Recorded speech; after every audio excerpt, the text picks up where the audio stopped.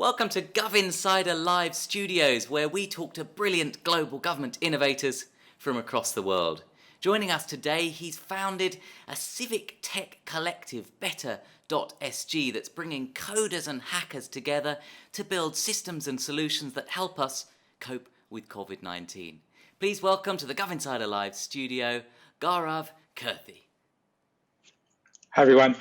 Joshua, thanks so much for having me. And thank you for joining us today. So, a Civic Tech collective. What is Civic Tech? It's an interesting question, and depending on which country you ask that question, you get a slightly different answer. So I'll start with what it is in other countries, and I'll explain what it means in Singapore. In a country like America, if you ask somebody what Civic Tech means, a large part of the work they do is about bringing the gap between the people and their democratic systems. So it's tools to get people's opinions heard, whether it's to their policymakers or politicians. It's tools to encourage people to get out there and vote. It's tools that help people get themselves better informed on specific votes. So it is a very much interface between the people and their political system. That's what Civic Tech largely focuses on in America. There are other aspects to it, but that's kind of the main bulk of tools that they work on. But that's not what it means for us in Singapore. In Singapore, what we look at for Civic Tech is basically how do we address societal issues with technology? And there are all sorts of ways in which we can do that. There are all sorts of tools that we can build to do that. But broadly speaking, the goal is to try and bring out the best in society. And how do we change people's behaviors, change people's thinking, change people's understanding of the world around them using technology? And this collective has been around for some time. I think it was founded last year. But certainly, I think in Singapore, we've seen it come to the forefront as COVID-19 emerged. Tell us how Civic Tech is helping to build systems that can help us cope with COVID-19. It's funny that you should mention the start, because so we started mulling this idea over in earnest about October last year. And when we started this, it was a group of us who have been building tools for fun on the side for many years now. So I've been building tools since about 2006, 07 even. So we've been building websites, web apps, mobile apps to do tech for good, but it wasn't called tech for good back then. But back in October 2019, when we got together, we were thinking, does society even need this? Is there a problem that really exists that needs to be solved? Why can't we just rely on the government or rely on volunteer welfare organizations to solve these problems instead? What is the value of tech for good? And in October 2019, we really struggled to get that message out. We were trying to persuade people to join us. We had a small group of like 20, 30 people who thought, yeah, maybe this is a clever idea. We'll banter a little bit. We'll discuss a few fun things we could build with tech. Fast forward like 4 months, COVID comes about. It becomes a global pandemic. It becomes a life-defining, kind of life-changing experience for everybody. And because now everybody's at home, the only way they interface with the outside world is through technology. So suddenly, we're seeing this explosion of demand for technology tools that help people. And what does help people mean? It really depends on which community you ask. There are people, ordinary people like us, who are trapped in our homes, but generally nice homes, reliable internet access. What does helping them mean? Sometimes it's getting them information. Sometimes, and for the really wonderful people out there, it's about giving them access to ways to help other people. One of the very early tools we built in this was a tool called Mask Go Share. A little bit of a pun on the government tool Mask Go Wear. The idea was that many people had already stockpiled a significant amount of masks in their house, more than they need. And it was coming out in the news that many vulnerable parts of our society just didn't have access to masks. Either they were unable to afford them, unable to afford the time to go and get them, but for whatever reason, just didn't have masks. They didn't have hand sanitizer. And so we thought, wouldn't it be wonderful if we could find a way to get those people with extra supplies to share with those people who didn't have the supplies or access to those supplies? We built a very simple tool. It was a 2-day kind of sprint with a few developers, and it went live, and we really didn't know what to expect. We basically just listed out a bunch of addresses for rental flats, low-income neighborhoods around you, and we hoped that people would make anonymous drop-offs. We were young and inexperienced, so we didn't track what happened. But anecdotally, we do know that many people did use the tool, organizations used it, and eventually another tool was built called contribute.sg, which took that idea and built a huge logistics chain behind it. So really the idea of centralizing the donations, centralizing the distribution. And so tech in that case was a very small seed, but it grew into something very large. So that's what helping us means. We are live yeah, now on Facebook Live. So if you've seen great Civic Tech, please pop it in the comments section, and please also share this on your profile as well. And I think some of the systems that I've seen that have been really interesting have either been around supporting migrant workers. There's been some interesting translation tools, and there's also been some things in the food and beverage space as well. Perhaps you could tell us a little bit about those systems and how they arose. Sure. So as the COVID spread through kind of countries, in Singapore in particular, we noticed that a population that was pretty hard struck was migrant workers, largely those staying in kind of big foreign worker dormitories. And so our healthcare system had to move into the dormitories to go and do testing and work with them directly. And a lot of the workers were coming to hospitals. But you don't have that as a normal kind of day-to-day traffic in a hospital. Your doctors don't interact with Bangladeshi or Urdu or Vietnamese or Thai people on a daily basis. So the language skills, the idea of translating specific medical terminology into other languages wasn't a concept back then. But all of a sudden, in the span of 48 hours, it became an urgent national need. Technology kits, it fits perfectly in that space. You have an urgent need. We have people who have access to the resources, which are translators, people who speak the language natively. And we're able to bring those two together to build simple tools. And the very first iteration of this tool was by this lady named Dr. Sudesna. And so she built a simple website with a bunch of sentences. She's a doctor, so she built a bunch of sentences that she thinks doctors would ask a patient, translated into Bangladeshi. A bunch of her friends got together and translated in a few other languages. We bumped into another developer who was using something like this to build a website. And we saw a couple of designers who were building interfaces for this. So what Better did was we kind of put everybody together in the same virtual room and said, look, all of you guys care about the same issue. Let's work together, build a nice interface, work on a robust database, get the translators together, and get this tool out there. And it was literally over the span of a weekend. Everybody worked late night. Some even worked overnight. We even outsourced some of the translation to people in the US, simply because then on the time zone wise, while we're sleeping, they continue to work. And so it's fantastic how we got people together, and we had Singaporeans kind of scattered all around the world who were willing to help. But that tool addressed a very urgent need. Doctors needed to communicate, and patients needed to understand. And one of the interesting lessons we learned, and one of the questions we asked was, why not just use Google Translate? What we realized was that the languages that people speak, the vernacular that migrant workers speak, is different from the way that technology thinks we should be speaking. So one of the funnier anecdotes was if you ask somebody whether you have diabetes, the linguistically correct phrase apparently translates to a term that people don't use. The term that people use ordinarily in Bangladesh is, do you urinate high sugar? I mean, no computer is going to tell you that. But if you know their vernacular, you understand how that works. And I didn't know this myself. I don't speak Bangladeshi. But that was one of the funnier ones. But it was a very useful tool. And now it's morphed into many other kind of iterations of it. And then this F&B.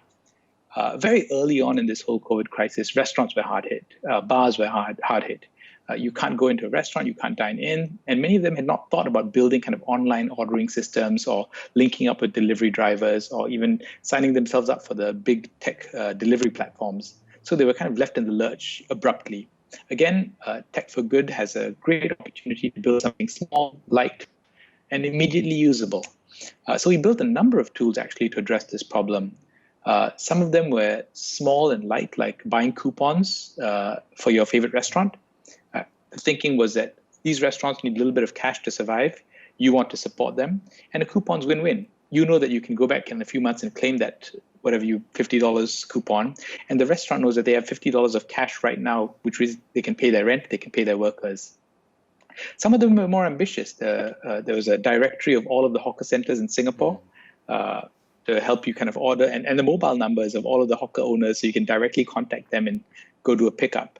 And then some were trying to match freelance delivery drivers with hawker stall owners using kind of chat interfaces and all that.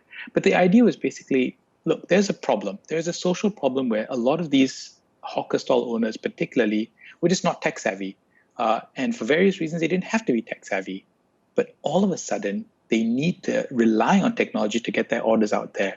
So whether it's creating a Facebook group, building an app, building a tool, these were just many of the ways in which the Tech for Good community, and just to be clear, the Tech for Good community exists in an ecosystem far bigger than better.sg, but we're kind of at the nexus of connecting all of these strings together. And I'm sure people can go to the better.sg website to see a directory of these services. And actually, there's a great podcast on there as well that I'd personally recommend.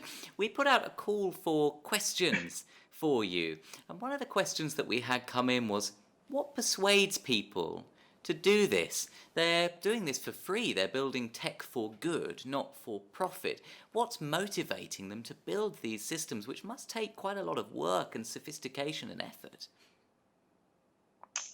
So this is not my first time in a volunteer organization. I've been volunteering many different capacities and learned a lot along the way. And one of the lessons that I've learned very early on about volunteer organizations is that passion is contagious. Passion is really contagious. If you have people in your team who are just fundamentally good, honest, earnest, loving, passionate people about their purpose, about that mission, it spreads like wildfire. And so my job was not to teach people how to do things, but to find the people who had that fire burning in them, that passion to help other people. I'm an optimist. I believe in the innate goodness of human nature. But how do we gather these people, harness that goodness, and direct it at certain, specific problems? And so a lot of the work that I did as a community organizer was finding the right people and organizing them together and pointing them in one direction, just kind of structuring that process. People are passionate about helping others. What deters most people from volunteering, and this is one thing that we're actually quite proud of in better.sg, is that the traditional model of volunteering is a very time-intensive, rigid model. You either give up your Saturday afternoons or you don't volunteer. There's kind of no way around it. If you want to clean the beach, you have to give up 4 hours of a block of time and clean the beach. That's the constraint of the real world. And there are models in which that is necessary. There's no other nice way to clean the beach. You need to give up time to do it. But for Tech for Good, actually, we found that we could design our entire process to be work from home, to be work anytime, to be an online and somewhat asynchronous activity. Meaning, if you just want to contribute 10 minutes of your time every day or every week, that's perfectly fine. And we do have, as a result of this model being slightly different, people who ordinarily would not volunteer. We have doctors who are very busy. We have parents of children, school going, who ordinarily is too exhausted to spend many hours in the day volunteering. But because this model is light, scalable, they can dip their toe in the water little by little and see how they want to fit into the system. And this kind of goes to the nature of Tech for Good and Better, it's multidisciplinary. If we're going to build a tool to help migrant workers, well, I need to work with not just people who are database specialists and user interface designers. I need to work with translators. I need to work with nurses. I need to work with other doctors. And these are people who are really busy, particularly the ones who are at the front line kind of doing the real work. They don't have time to sit around for 4 hours and work with a designer or developer. But they do have 10 minutes between lunch break to get on a Skype call and answer a few questions. And that's all we ask for them. So volunteering is lighter in this model. And I think that gets us a little bit more access to a community. And this isn't just about COVID-19, of course. I remember when you set it up last year, there were all sorts of other issues, racism in hiring, for instance, that you were planning to address. Tell us how Civic Tech can help tackle some of those problems that maybe government isn't best placed to be doing. Yeah, so actually when we started this in October, discrimination is an issue that I've cared about for a long time. And I'm very proud of growing up in a multiracial, multicultural society, but I know it's quite fragile and I don't want to comment too much about it, but what we're seeing in the world around us today, it's tragic and horrific. But I think that there is a way that tech can address those issues. Fundamentally, people make decisions and people's behavior is driven by how they see the world. And how they see the world is increasingly being shaped by what they get on the internet. What Facebook tells you, what Google tells you, what Twitter tells you, that's what you imagine the world to be like, because we're all stuck at home. Nobody's actually interacting with the world firsthand. So there must be a way, since all of these are technologies anyway, there must be a way in which we can shape the information that you get to change the views that you have, to change your attitude towards the world. If you believe that all the members of a certain race are good for nothings, because that's the information you're getting on social media, then you will believe that all members of a certain race are good for nothings, because you've got no contrary evidence. But if we can shape the information that you're getting to show you cases where that's not true, to challenge your perception, then maybe you can understand things a bit differently. And I'll talk about one specific tool that we've already deployed. We hear a lot about microaggressions and casual racism, micro-racism. There's many terms for it, but it's small, often unintentional gestures or words or phrases that are used by people that aren't intended to directly cause harm, but because of the way that they're said or because of the historical baggage behind those words, they cause offense to the recipient. But it's hard to tell what causes harm and what doesn't cause harm. It's really difficult for a person, because of your own experiences. I've grown up in a certain world. To me, that's not offensive. I mean, my friends have said this all the time. I don't understand why you find it offensive. So it's hard for us to calibrate that. Wouldn't it be great if there was a tool, and we built one called okayornot.sg, where people can put in different phrases and others can go through them and say, well, that's okay, that's not, that's okay, that's not. And then you can see different communities treat the same statement differently. What might be perfectly acceptable for you and what you think is actually okay to say might be very unacceptable for me to hear. And so once we get that and we match the demographics with the statement, then hopefully you and I can understand that something that I've been saying actually is really offensive to you, and something that you've been saying is really offensive to me. And we may not have known that because we just don't know how to calibrate these things. And again, technology, it's a very simple and light tool. It's really like Tinder. You're swiping left and right on whether you think a statement is okay or not. But a simple tool like that then suddenly challenges your perception about something you've said all your life. And so that's how we think changing small behaviors, changing the information around you can actually bring out the best in society. And we're on Facebook Live, so we're going to tag better.sg in this as well. But how can people get involved in the Civic Tech Collective if they wish to? The smallest and easiest way for you to participate is just to visit the website and use the tools. There are people out there who have given up their time, their nights, their weekends to build these things. Get out there and use them. Spread them, share them, make them useful. The thing that makes people in our community feel happiest is when their tools actually add value to people's lives, when they're actually used and when they're useful. So the first and the easiest way to do it is just go there, find a tool that you like and use it. And we have a variety of tools solving a variety of issues. Just find one. What a fantastic... And if you can... Carry on, please. Yeah. The second thing is, if you can give us feedback about a problem that you're facing or a way in which the tool can be better, that would be even greater. And finally, if you want to join us, please do. You don't need to be a technologist. You just need to understand how you think technology could help. And that just requires you to be generally tech savvy. But we look forward to having a huge multidisciplinary group of members who are really passionate about this. Fantastic. What a great initiative. That's better.sg. Gaurav Kirthi, thank you so much for joining us today. Thank you so much for having me, Joshua. Take care. We're partnering with Micro Focus for GovInsider Live Studios, and joining us now is Neil Pandya, the Cybersecurity Specialist for Asia Pacific and Japan at Micro Focus. Thank you for joining us, Neil. Hi, Josh. Thanks for having us here. And you're an expert in DevSecOps and how organizations can quickly adapt to COVID-19. Can you tell us what DevSecOps is and how can organizations quickly adapt? That's a really good question, and so timely as well, right? So the moment we started to work remotely, there was a lot of things that we may have had to do with our applications. Some of the functionality was more for people working within a set perimeter in your corporate network. So DevSecOps is about bringing application security into your DevOps practice. DevOps has been around for a little while, and DevOps is really about laying down a platform for building applications and the whole application software development lifecycle, right from where we have developers writing code and how that code moves into testing and then UAT and then how it moves into production. So having all of those controls in place. Now, DevSecOps is all about having that security as part of that software development lifecycle. You may have heard of the term shifting left. And what we mean by shifting left is we do testing earlier.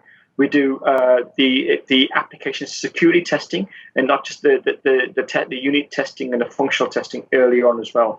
So shifting left means doing as much of this as early on in the software development lifecycle as possible. And what that means, and it's quite appropriate for the kind of time that we're in now, is that we mitigate risk. We can speed up the deployment of applications far quicker. So if you think about all of those mobile apps that you've downloaded to help you get into, to read all those QR codes so you can get into buy your groceries and so on, or pick up your takeaway. Imagine that not performing well.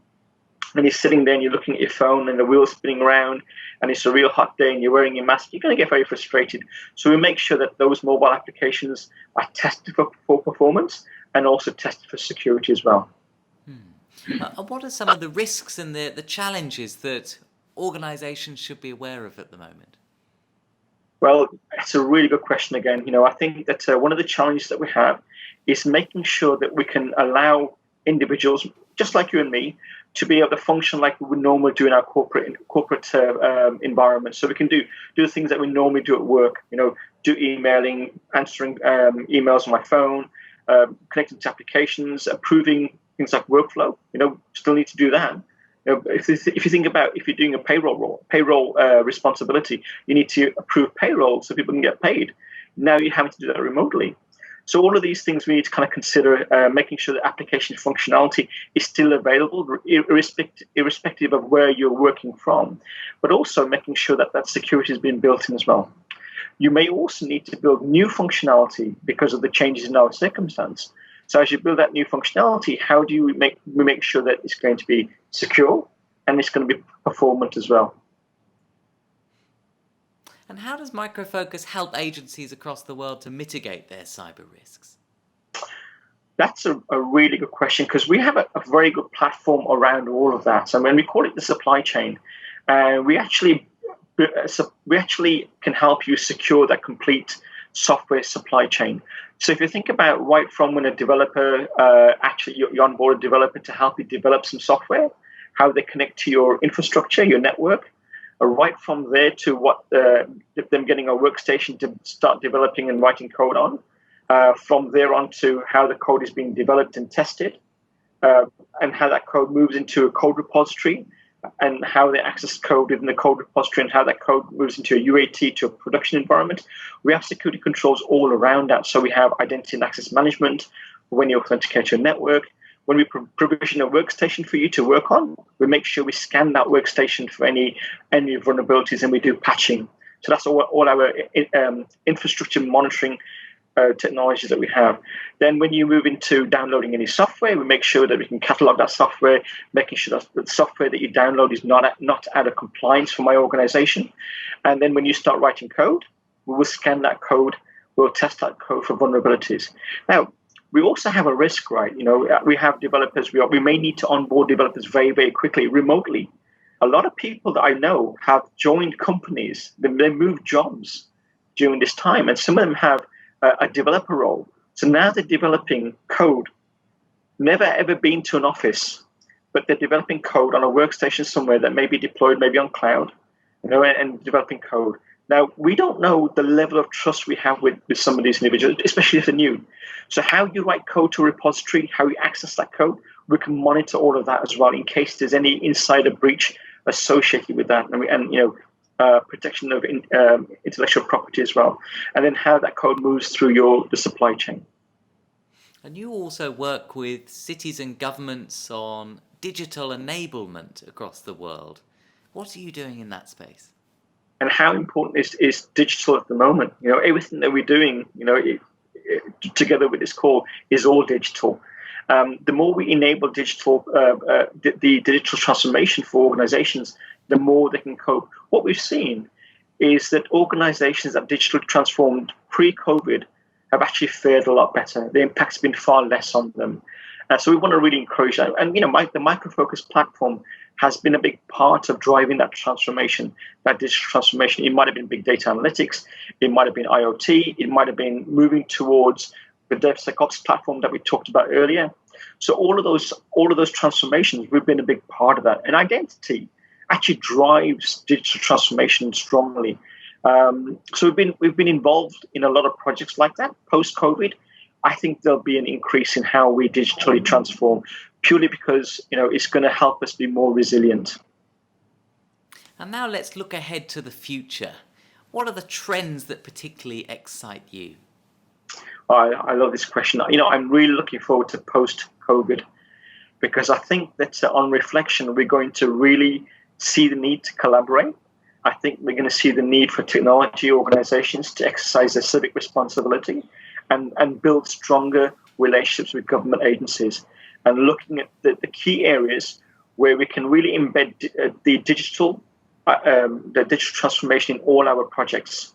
So I'm really looking forward to that. I'm really looking forward to see how we can encourage greater citizen participation across the board. One of the things that Micro Focus has been involved in for a number of years is the smart cities initiatives in India.